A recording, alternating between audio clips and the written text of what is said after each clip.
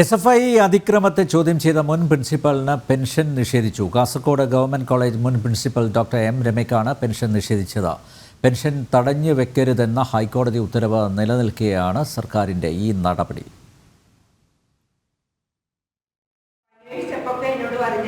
വിജിലൻസിന് clearance certificate വേണ്ടെന്നാണ് ആദ്യം പറഞ്ഞത്. അതിനുശേഷം പെൻഷൻ സെക്ഷനിൽ അന്വേഷിക്കുമ്പോൾ പറഞ്ഞു വിജിലൻസിന് ക്ലിയറൻസ് സർട്ടിഫിക്കറ്റ് കിട്ടി. അത് കഴിഞ്ഞ് ഞങ്ങൾ DC-ന്റെ മേശപ്പുറത്തേക്ക് അത് കൊടുത്തിട്ടുണ്ടെന്ന് പറഞ്ഞു. അപ്പൊ DC-ന്റെ മേശപ്പുറത്ത് അത് വെച്ചോണ്ടില്ല. അപ്പൊ ചെയ്യുന്നേ ഇല്ല. ഒരു മാസത്തോളമായിട്ട് DC-ന്റെ മേശപ്പുറത്ത് അതിനൊരു അലക്കവും ഇല്ല. അപ്പൊ അന്വേഷിച്ചപ്പോൾ DC പഠിക്കണം എന്നാ പറഞ്ഞുകൊണ്ടിരുന്നത്. അതിനുശേഷം മിനിയാന്ന് ഞാൻ ആദ്യം അന്വേഷിച്ചപ്പോൾ എൻ്റെ അടുത്ത് പറഞ്ഞു അത് DC കോറി എഴുതിയിരുന്നു, അത് ഗവൺമെന്റിലേക്ക് വിടണമെന്ന്. അങ്ങനെ അത് ഗവൺമെന്റിലേക്ക് വിട്ടിട്ടുണ്ട് എന്നാണ് അറിഞ്ഞത്. ഇപ്പൊ ഗവൺമെന്റിലേക്ക് വിട്ടത് തന്നെ ഇതിന്റെ പെൻഷൻ നീട്ടിക്കൊണ്ടുപോകാനാണ്.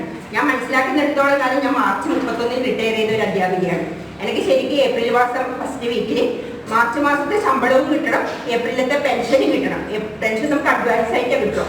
ഞാൻ ഇത്രയും കാലം പണിയെടുത്ത് ഉള്ള എൻ്റെ അവകാശമാണ് എൻ്റെ പെൻഷൻ എന്ന് പറയുന്നത്.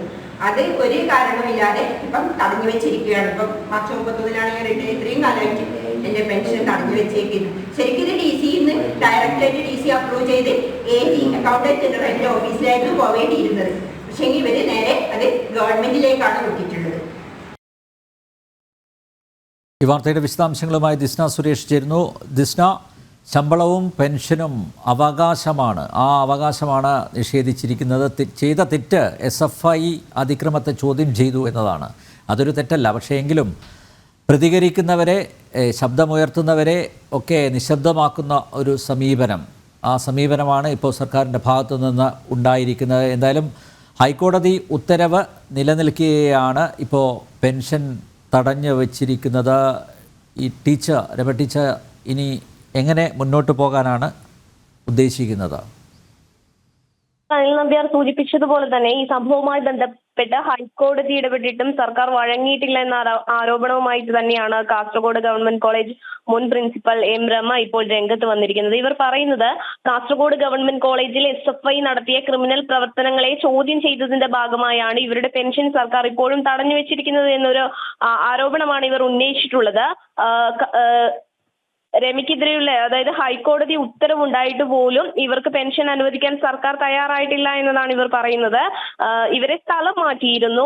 കൂടാതെ തന്നെ പല സ്ഥലങ്ങളിലേക്കും ഇവർക്ക് അടിക്കടി സ്ഥലം മാറ്റങ്ങൾ ഉണ്ടായിരുന്നു. ഇതുമായി ബന്ധപ്പെട്ട് വലിയൊരു രീതിയിലുള്ള ആരോപണം തന്നെയാണ് ഇവർ മുന്നോട്ട് വെക്കുന്നത്. ഹൈക്കോടതി ഉത്തരവിന്റെ കോപ്പി സഹിതം പെൻഷന് വേണ്ടി ഇവർ നിരവധി തവണ അപേക്ഷ നൽകുന്ന ഒരു സാഹചര്യം ഉണ്ടായിരുന്നു.